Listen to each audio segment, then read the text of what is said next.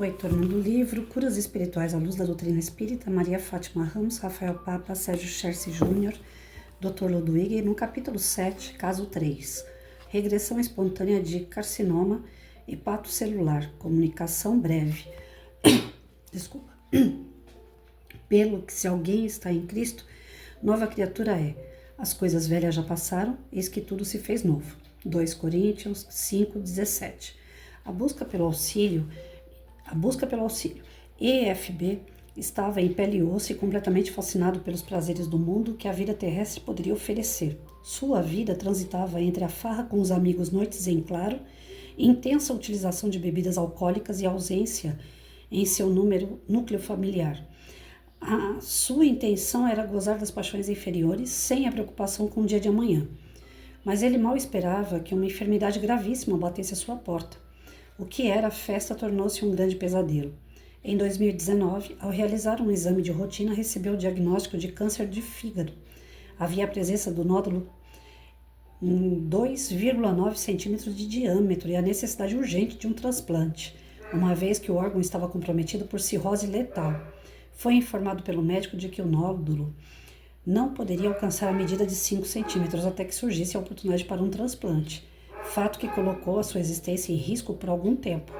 Diante do nevoeiro de dificuldades que tomaram conta de sua vida, buscou auxílio com familiares com o objetivo de encontrar soluções para o quadro.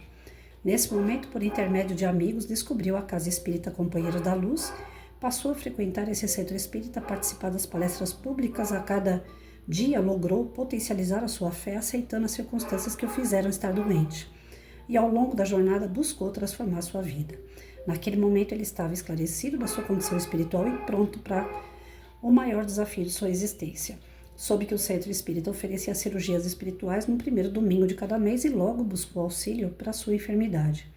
Após participar do procedimento espiritual sob os cuidados do espírito Dr. Ludwig, sentiu melhoras do corpo físico. Algum tempo depois realizou uma nova bateria de exames que apontava o recuo do tamanho do nódulo de 2,9 centímetros para 1,7 centímetros. Uma grande alegria tomou conta de seu coração. Mas algum tempo para frente recebeu a grande notícia de que havia um fígado compatível para que o transplante fosse concretizado. A cirurgia tradicional foi realizada e o transplante ocorreu em 5 horas. Ficou na UTI por 2 dias. Tanto a cirurgia quanto o tempo na UTI ocorreram em tempo menor do que é previsto nos protocolos da medicina. O transplante foi realizado com sucesso. Hoje, EFB é uma pessoa totalmente diferente. Os tempos de festa e superficialidades ficaram para trás. A sua fé foi aumentada e a relação com seus amigos e familiares é baseada no amor. Agora percebe o valor da família, de seu filho e dos companheiros de verdade que traz no coração. Esse câncer trouxe uma nova data de nascimento para os mais diversos atos de sua vida. A nova festa de EFB agora é junto de Jesus Cristo e seus ensinamentos. Tô com pigarro, acho que é... esqueci o nome que dá. Rinite, que tá me atacando. Me desculpem aí eu ficar com a garganta ruim. Ou é a gripe que vem vindo aí. Vamos lá. Relato médico do caso. Regressão espontânea de carcinoma hepatocelular. É cada nome que tem aqui que só Jesus, gente. O hepatocarcinoma é um câncer primário das células do fígado, denominadas hepatócitos. O fígado é um órgão que tem um poder de regeneração surpreendente. As hepatites crônicas pelo vírus da hepatite B e C, etilismo e doença hepática gordurosa não alcoólica, ao agredirem o fígado, provocam multiplicação de células exagerada e desordenada, favorecendo o aparecimento de cirrose. A cirrose hepática se caracteriza pela desestruturação da arquitetura hepática, pela formação de nódulos circundados por fibrose, que bloqueiam o fluxo sanguíneo, causando hipertensão portal, aumento de circulação colateral no abdômen superior e esplenomegalia. Além disso, os hepatócitos não conseguem desempenhar suas funções, levando à insuficiência hepática.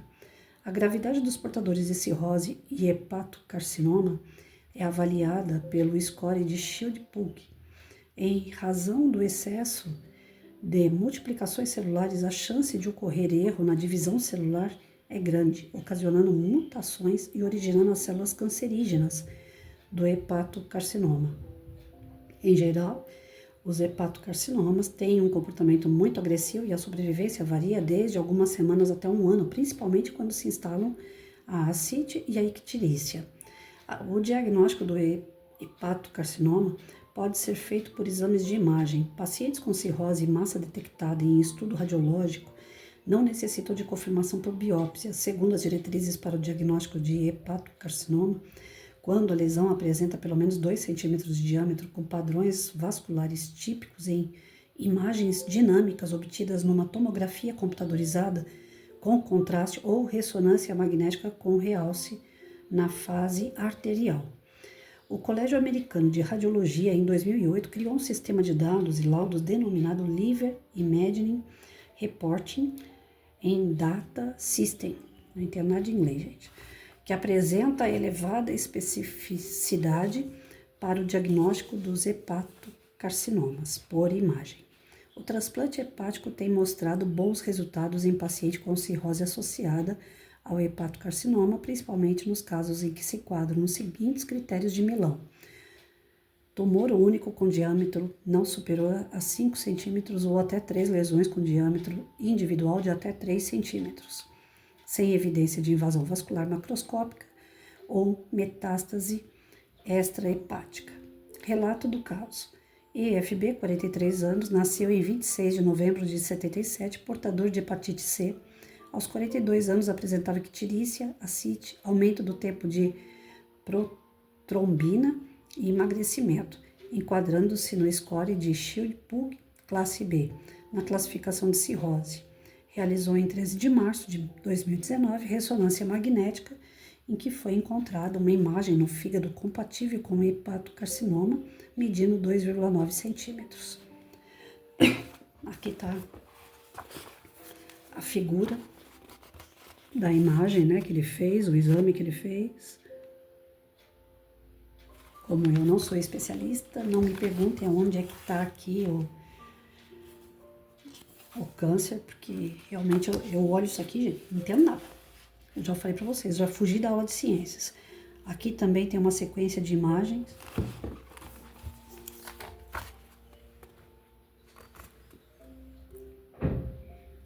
Aqui tem laudo médico. Eu acho que vai ficar tudo ruim a imagem na hora que a gente mostra na tela aqui. Pelo menos é a impressão que eu tenho, que não fica nítido. Aqui, ó, mais imagens de exames que ele fez.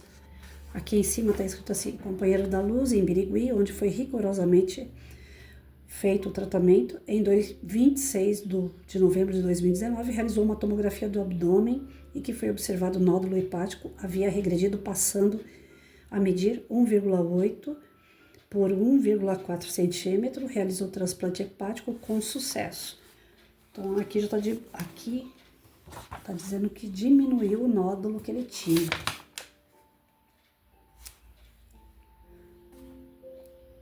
Não está especificado aqui. Eu tenho medo de falar besteira, mas a impressão que eu tenho é isso, ó, que são essas manchas aqui que são os nódulos.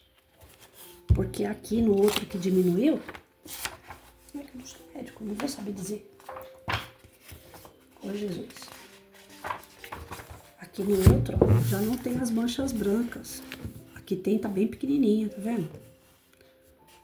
Então eu creio que seja isso. Mas aí eu vou falar besteira. Eu não entendo, então eu só tô dizendo pra vocês que foi mostrado o laudo.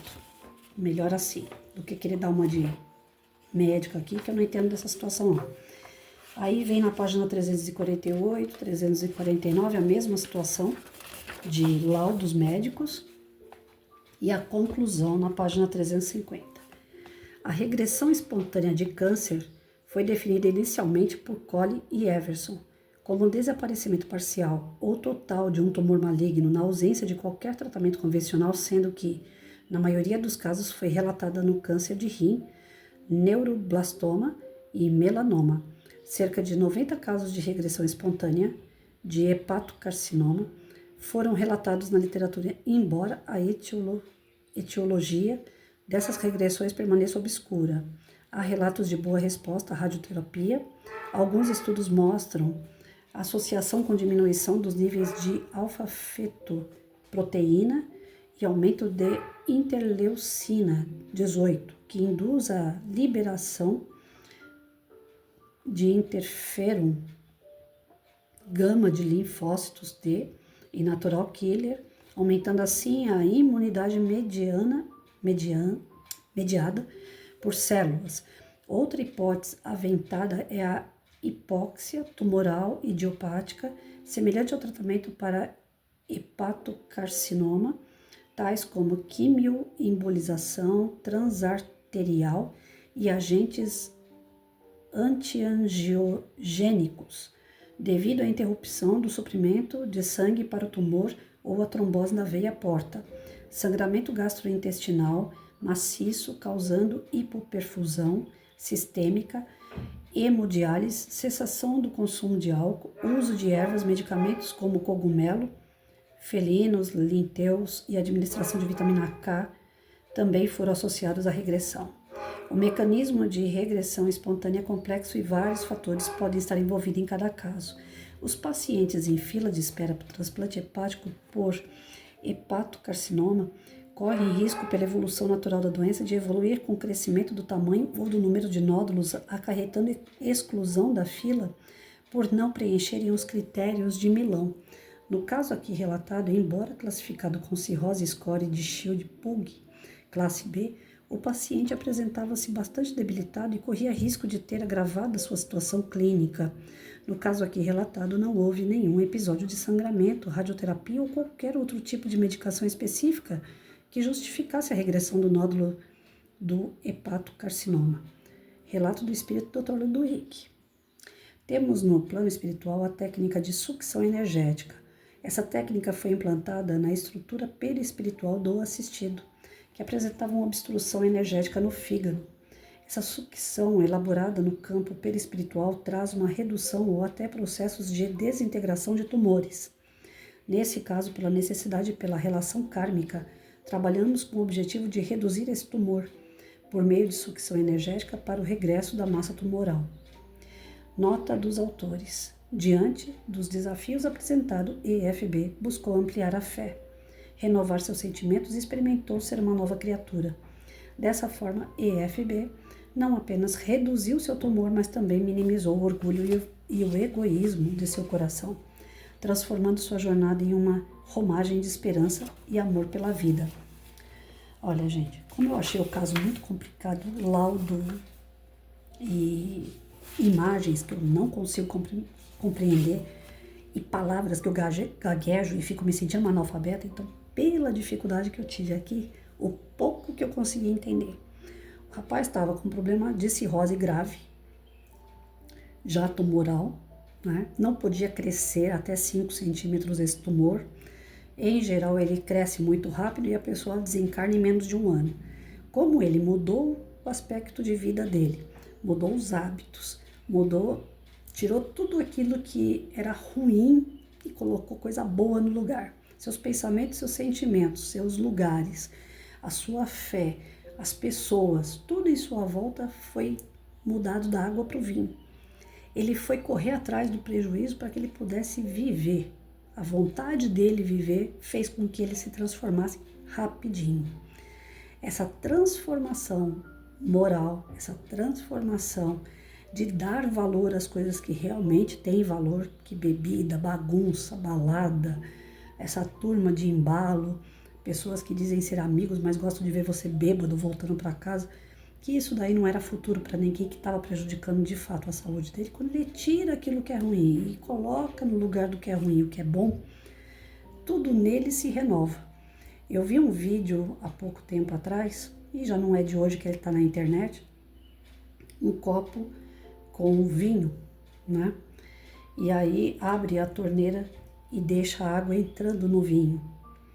A princípio existe todo aquela, como que eu posso dizer, fica mexendo, né? A água ali dentro do vinho, tumultua, né? Agita o vinho. A partir do momento que agita o vinho começa a sair pela taça. E a água insistente, que é limpa, transparente, que é mais saudável ainda do que o próprio vinho, ela entrando com força, ela entrando para essa limpeza daquele cálice, né, daquela taça, o vinho vai sendo transbordado e no final do vídeo a gente vê apenas água. Ou seja, aquilo ali para mim, eu peguei como... eu fui fazer uma palestra recentemente falando a respeito de mágoa, de que a gente precisa se liberar, né, dessas coisas que ficam segurando a gente, remorso, raiva. E eu fui pegar esse exemplo da água, acabei nem utilizando ele no dia da palestra, mas guardei ele para mim até mesmo como um modo de vida, né? Ultimamente eu tenho pensado demais nas coisas erradas que eu fiz. A vida inteira você faz um bocado de coisa errada, se faz de vítima, joga a culpa nos outros e sai como se fosse a pessoa mais correta do mundo.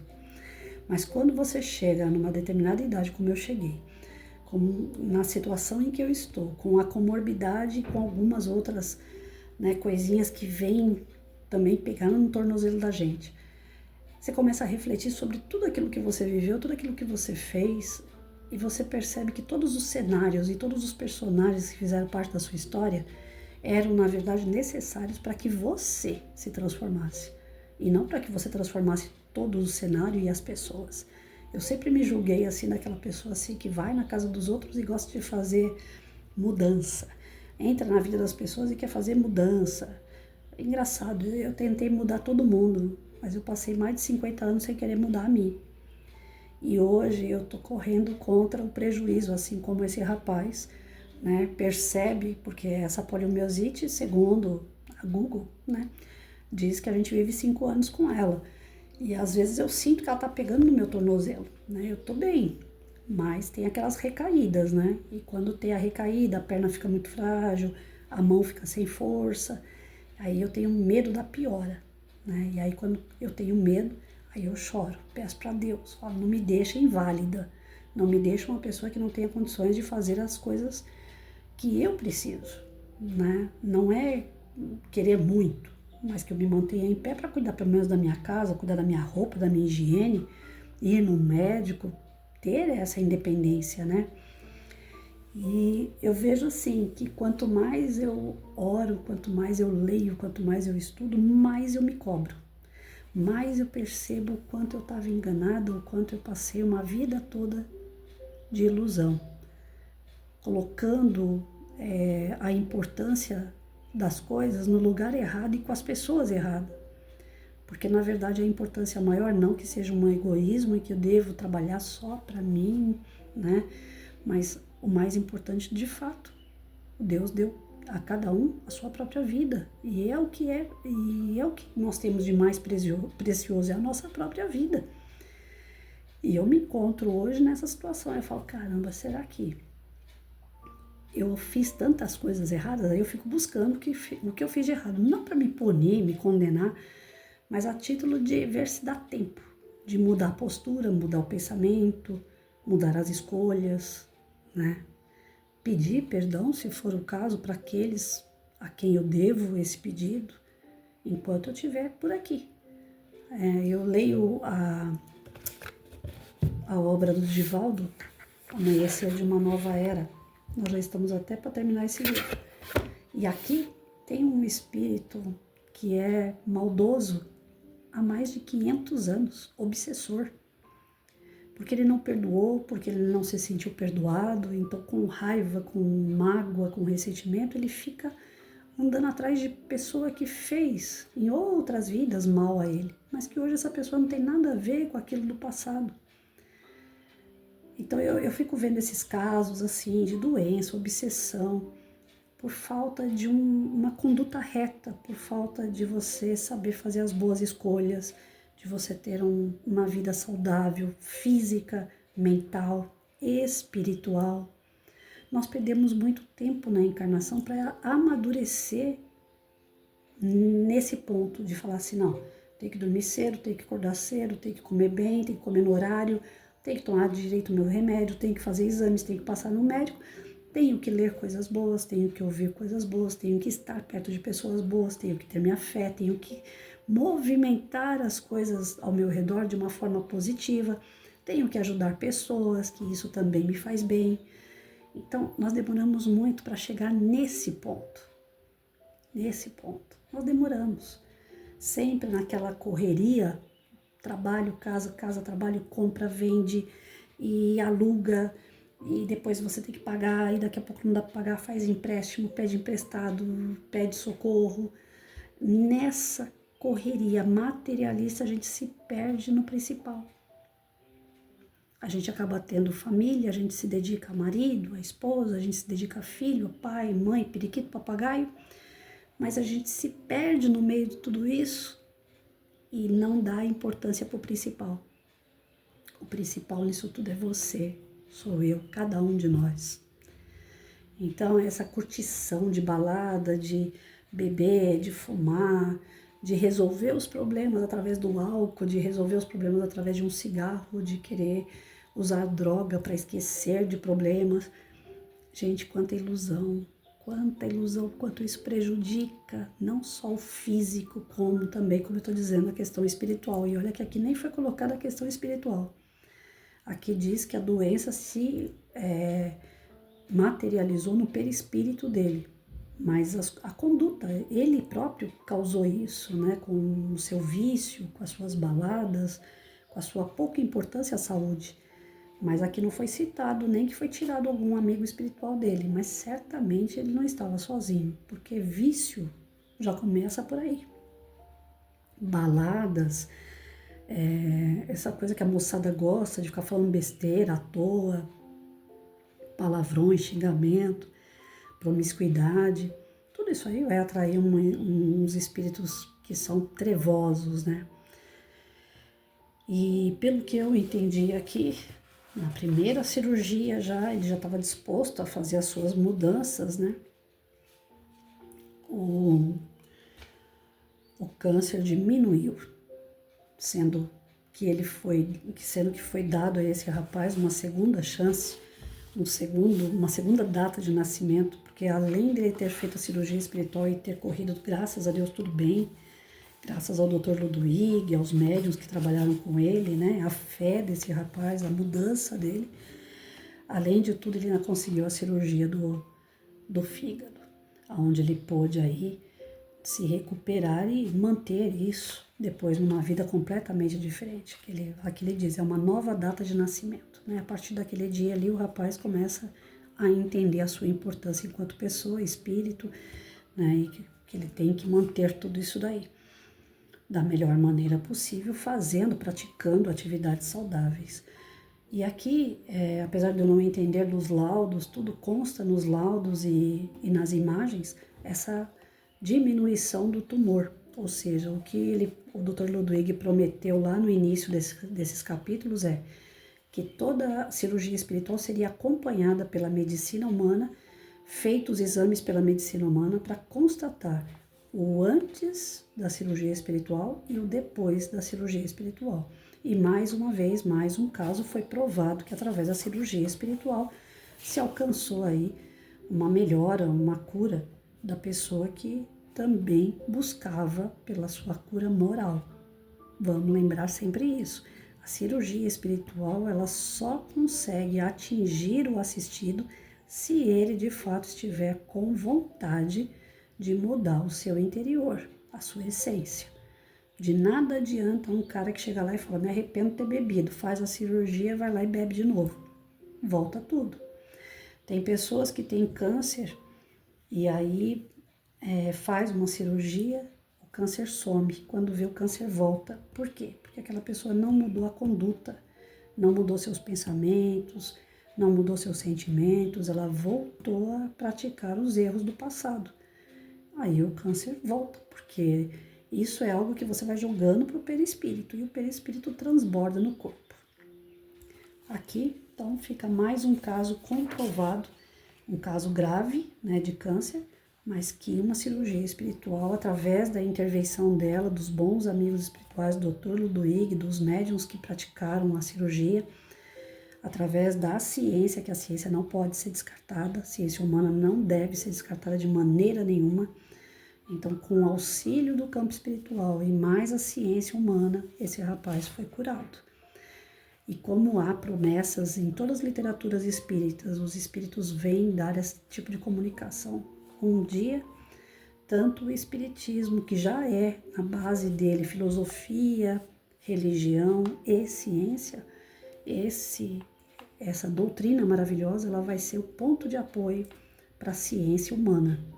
Muitas das coisas que nós temos no avanço científico humano se deve à intervenção dos espíritos. No campo espiritual superior, tudo que nós temos aqui é como se fosse terceira linha, né? Porque para eles é tudo muito mais desenvolvido. E nós recebemos, enquanto encarnados, intuições de equipamentos, de manusear alguns tipos de elementos que formam remédio. Nós recebemos as intuições. Então aqui nós temos uma caricatura do que existe de verdade no plano espiritual. A nossa ciência aqui, ela é o princípio do que existe no plano espiritual há muito tempo, já muito mais desenvolvida.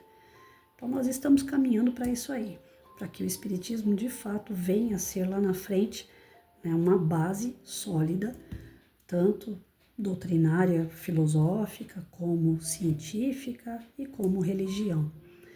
São literaturas como essa que pessoas como eu, que são São Tomé, né, que tem mais dificuldade de ter fé, a gente começa realmente a acreditar que faz sentido, porque a gente começa a confrontar as obras de Kardec, as obras do Chico Xavier e de tantos outros autores espíritas e trabalhos mediúnicos, com mais esse daqui, e aí você vê que todos realmente se encaixam.